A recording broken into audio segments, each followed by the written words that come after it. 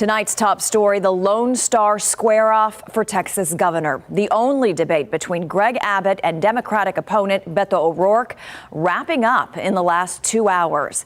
Several hot topics were discussed as the two took to the stage in the Rio Grande Valley. Our team is working to give you analysis on the matchup. Matt Houston is diving into what the candidates gained.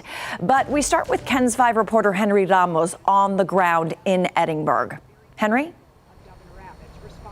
Well, you see, this was certainly a jam-packed hour. Beto O'Rourke had the most work to do tonight, given that he is behind in the polls. We'll get to that in a few minutes. And pretty significant that we're in the valley close to the border. In fact, I would say less than 20 miles from where I'm currently at. Though tonight, empty auditorium, no audience.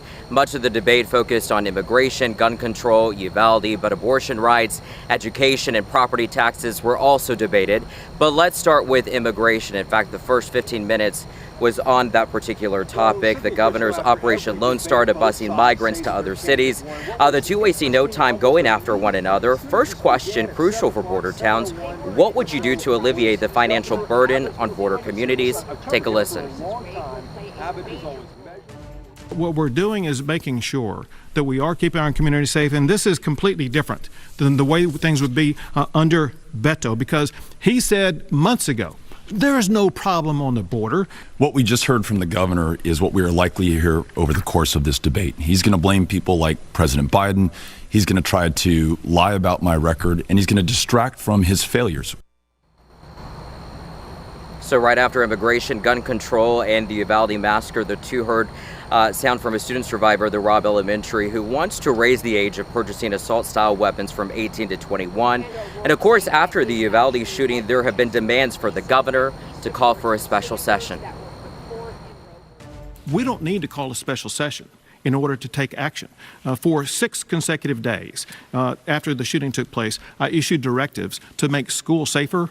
It could have been worse. That's what you told those families. That's what you told that community. And you have done nothing to help them. So right after that exchange, Abbott says that he plans to make school safety an emergency item for this upcoming legislative session, which starts in January after the debate. Of course, the candidates were given the opportunity to answer questions, speak to the media. We were told that Abbott went straight to his watch party in McAllen. As for O'Rourke, he did show up taking questions, saying that he felt pretty confident about tonight. That wraps up our coverage here in Edinburgh, but I know we've got much more. So for now, I'll send it back to you, EC's in the studio.